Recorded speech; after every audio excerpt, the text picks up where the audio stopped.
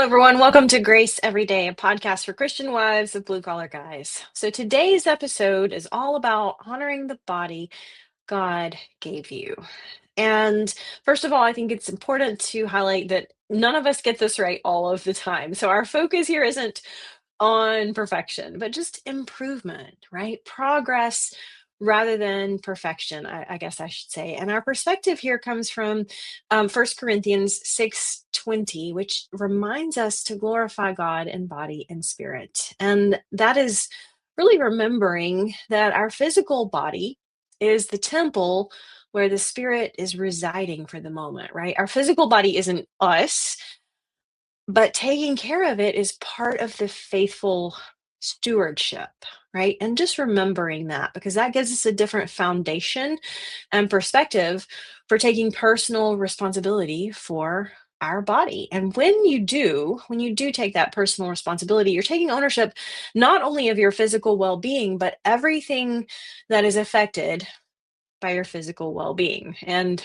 well, pretty much everything is affected by physical well-being, either positively or negatively affected when you aren't well, when you aren't your best self physically. So, I mean, just think back to the last time that you were sick, right? I bet you weren't showing up as the best version of yourself in any dimension of life when you felt like the flu truck ran over you and then backed up over you again, right? We're not really necessarily talking about when you have the flu, but just in general, you get the point. When you are sick or tired or starving, hungry, hangry, you just don't have enough energy or just generally feel bad, it's difficult to be your best self at home or at work or any area of life. And here's the thing, your emotions even are affected by physical state, by our physical body.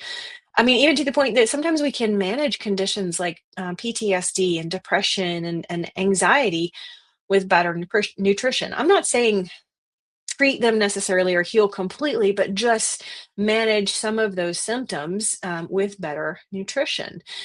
I'm saying your brain health and emotional well being are affected, again, either positively or negatively, by what goes into our body.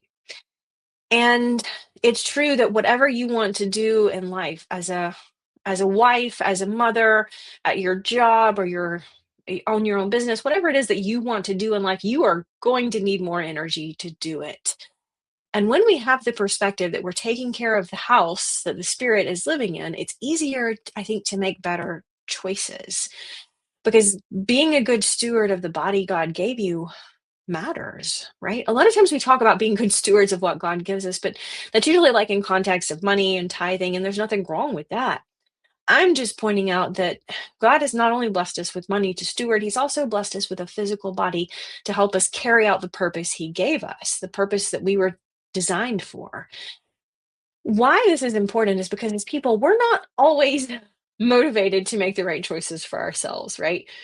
But sometimes when we are considering other people, our loved ones, as why we should do something, sometimes we find more motivation to do it, right? When you have the perspective of, well, I want to take care of my health so I can be healthy for me, is different than I want to take care of my health so I can be able to play with my grandchildren someday, right? That's a different level of motivation. It's kind of like a woman who she smokes maybe, but she finds the willpower to quit smoking when pregnant because she doesn't want to hurt the baby, right? Or maybe somebody who gives up drinking Diet Coke so her kids aren't influenced to drink diet sodas all the time.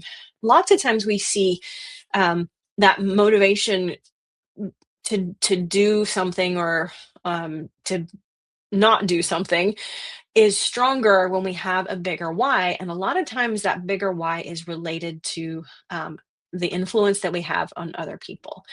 Now, I'm not here to tell you what's right or for you. We are going to do a whole podcast on healthy habits and some of my favorite healthy hacks, but I'm not going to get too deep into nutrition today. Number one, I'm not a nutritionist, but I have learned a lot of times by trial and error and experimentation some good things that make eating or drinking or being healthier easier for us and our family. And so I definitely want to share those in the next podcast. Um, but you have to decide what's right for you, right? There's so much information out there on what healthy lifestyle choices are, and and so much of it conflicts. It's hard to know what to do, and I don't think anyone can tell you what's the best thing for you. I think you have to do the research, and dig into, right? Because everyone's going to be different, and rather than just tell some person, a one size fits all approach, that doesn't work for any of us. So I'll offer some general ideas and healthy tricks in the next podcast episode. But mainly, I'm always going to encourage you to do your own research on finding what the best version of healthy looks like for you. So, taking what I share with you here is just general, right? We're just generally talking about healthy guidelines that help you honor the body God gave you. Number one, pretty much um, every person out there talking about being healthier is going to tell you drink more water and less other stuff. So many people are drinking like diet sodas with so many artificial ingredients in them and not necessarily understanding what that's doing to their insulin levels, to their blood sugar. Or maybe some people drink apple juice because they've heard out of a bottle because they've heard that it's healthy, and they don't realize they're getting so much more sugar than they need in just one glass, right? My point here is that pretty much universally, we know drink more water that's good for us and less of the other stuff, right? Overall, as a general guideline, that's always going to help us.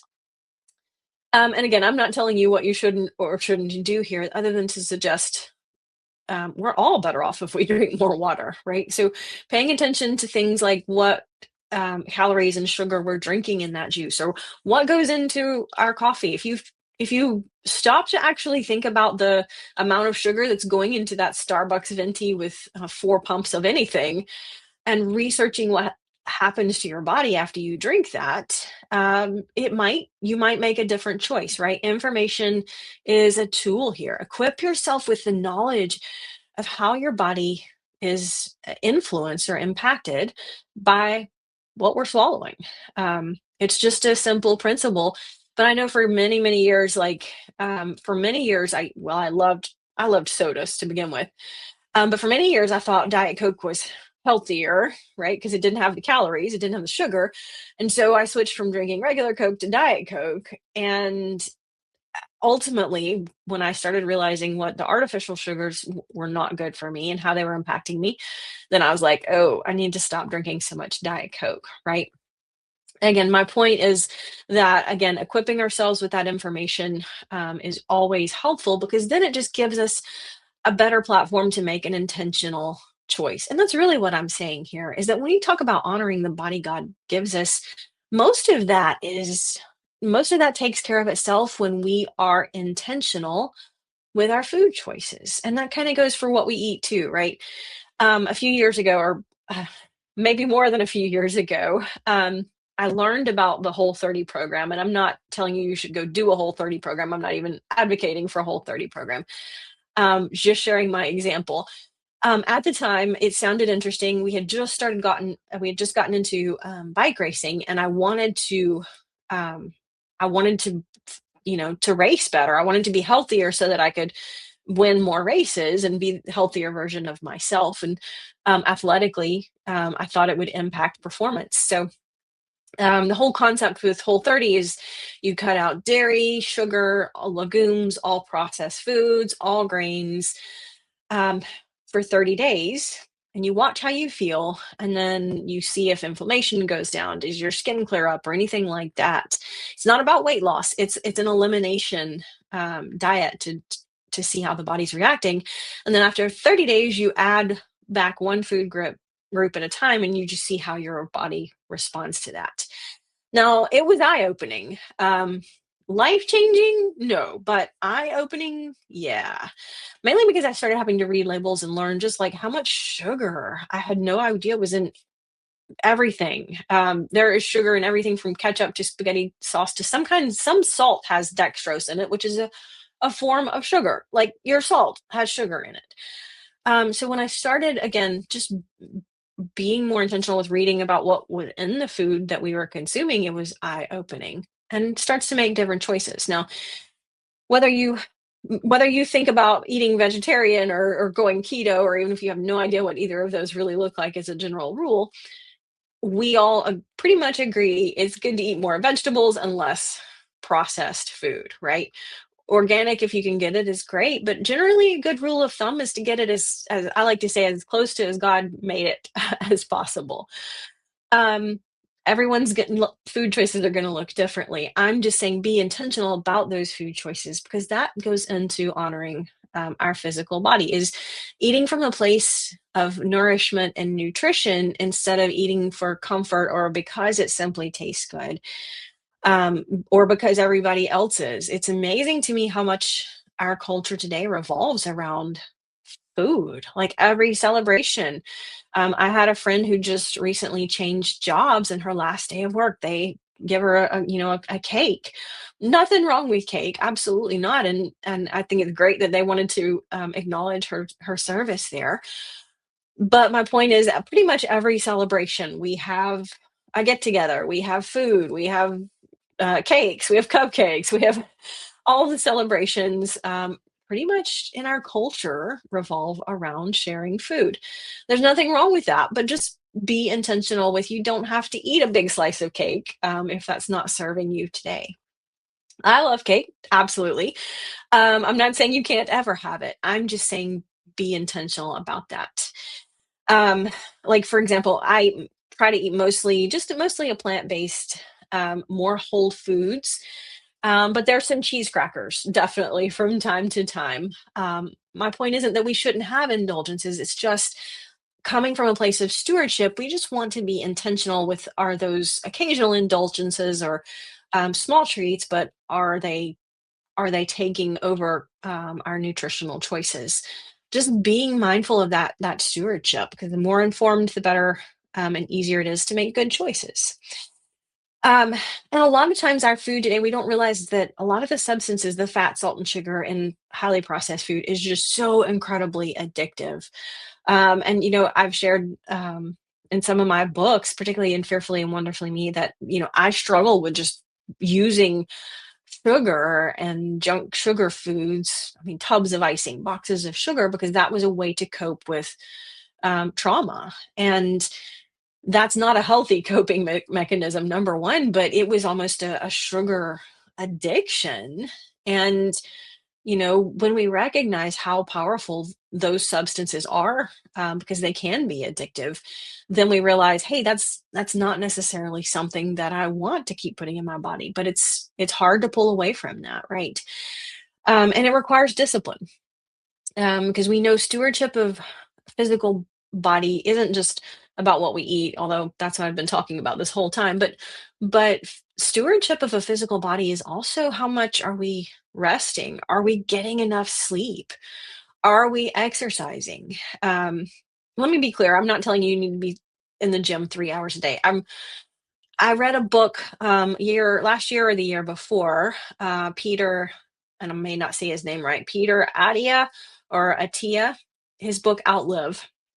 And the main takeaway I got from that book, um, it was just good basic principles, nothing earth shattering, except the one takeaway that I had was he suggested you think about what you want to be able to do at age 60 or 70 or 80 even. And if you want to be able to climb a set of stairs at age 80, you need to be working today, building the strength and the cardio health so that you can run up the steps today so that you can walk up it in 10 or 20 years, right? He talked about, taking care of your cardio health and your muscular endurance, because if you want to go for a hike with your grandkids up a mountain in 10 or 15 years, you need to have enough stamina today to be able to jog, right? That's all different depending on what your goals are, but that's just an example. Um, there are 5 dimensions of fitness, right? Muscular strength, which is the power our muscles generate. Muscular endurance, which is like how often can we flex that muscle? Flexibility and mobility, cardiovascular endurance, and then just body composition. And I'm not telling you have to run a marathon, but being a good steward of your health is going to include some time exercising. And I get people who all the time ask me, "Well, what's the best exercise that I can do?" I'm like, "The answer is the exercise that you will do." If you need a stationary bike, get a stationary bike if you don't like to get outside. If you like to walk, If you like to find a Zumba class, if you want to run, sign up for a race. But just my point being, find out what helps you get some intentional exercise. And it's not just one dimension, but being intentional about balance. That was one thing he talked about in the book Outlive, is as we get older, balance is super important, because if you have a fall at age 30, for example, it's probably not going to be life changing or debilitating. If you have a fall at 75, you might break a hip, and that very well could be debilitating or life changing, right? So, balance is important as we get older. And then he talked about like grip strength, because a lot of times, if you're like going down the steps, you start to trip. If you're strong enough to just catch yourself on the rail, then you won't fall. So that was the main takeaway I took from that book. But it was interesting to just think about goals for myself as I got older, and how that translated to what I needed to be doing today to make sure that I was healthy enough to reach those goals. And I would encourage you to do the same thing. You have to be intentional to be getting some exercise in, right? You're all busy.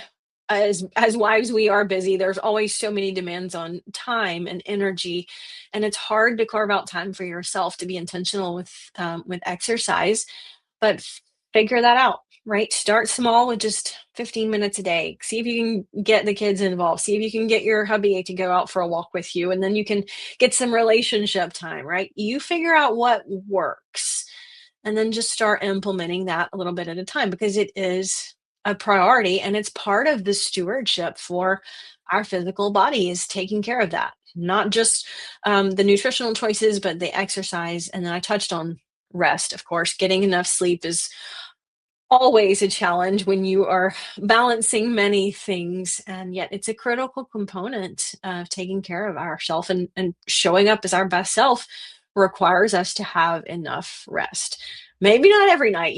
I certainly have nights where 8 hours didn't happen, but more often than not, making sure that you are protecting that time.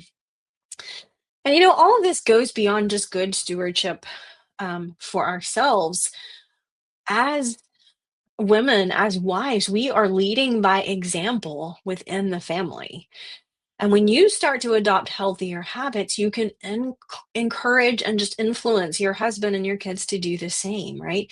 Now, the key here is leading by example. Don't lecture, don't preach about their choices, but just leading by the example, not from a place of judgment, but again, just setting that influence, that good, positive example, and just make it easier um, for them to make some better choices, right? Encouraging and supporting rather than judging, lecturing, or preaching is always going to be more effective at influence. I talk about in the ladder of influence, not specifically relative to influencing them to exercise or anything like that, but just in general, just a checklist for if we want more influence at home, these are the things that we need to be doing, right? And the ways that we can increase our influence like that. And same thing applies here. If we want more influence with others, we have to be walking the talk and setting that good example.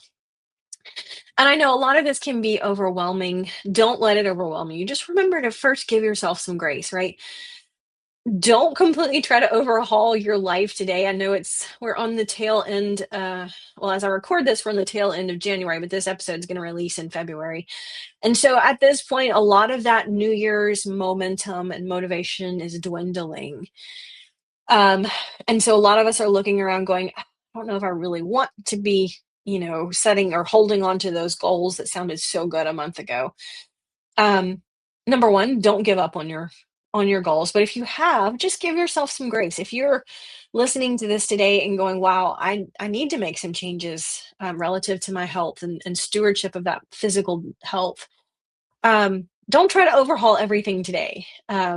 If you're listening to this and you feel, or watching this and you feel like, hey, I need to start making some better habits. I don't want you to try to overhaul everything today. I just want you to start small. Because most of the time, when we want to make a change, a lasting change is much more likely to happen and be effective if we start with a very small goal and we build up momentum, right? So we set a very tiny goal and we keep it a small commitment to ourselves, and we keep it.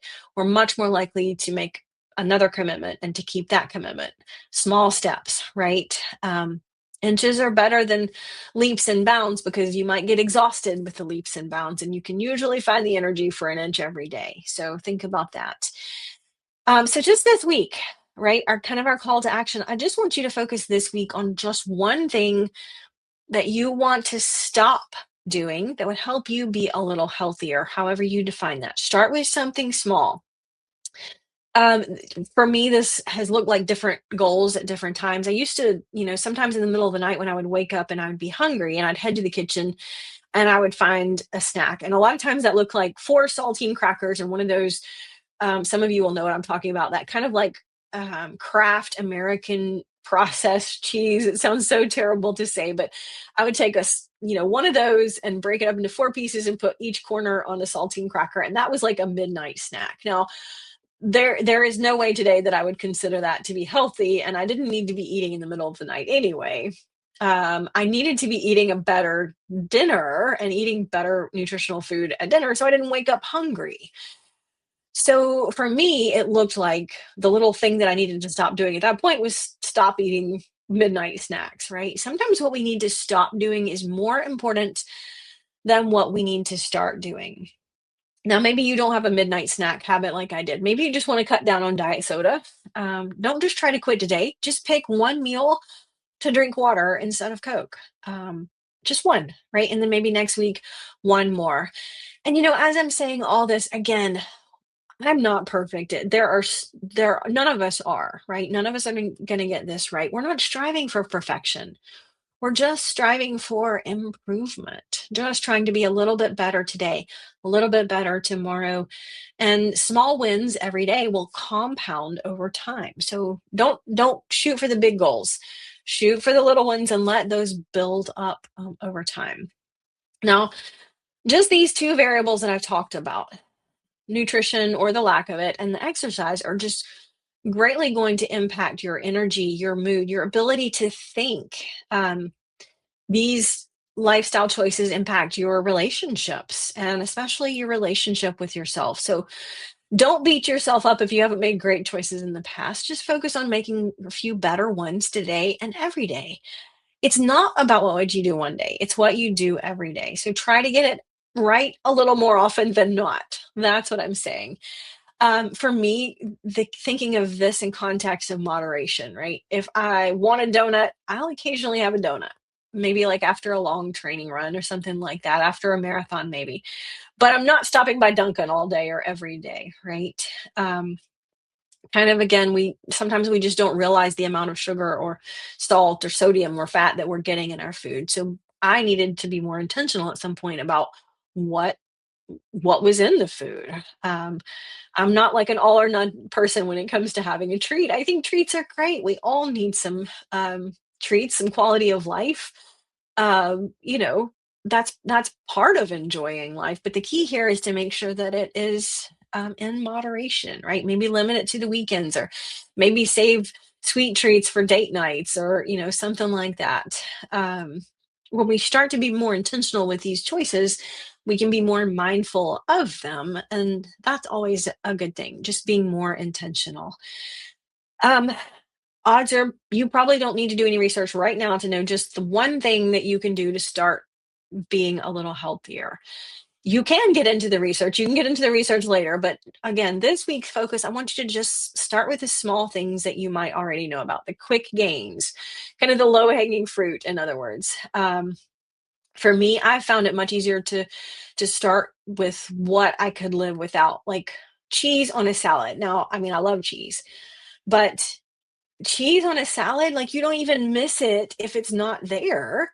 It was just a habit to put cheese on a salad, and when I realized I couldn't even really taste it by the time you put all the other stuff on there, and then maybe some salad dressing, you really couldn't even taste the cheese for the most part anyway. Like I never missed it. So that's something that I could live without. Now, am I giving up cheese completely? No, most definitely not.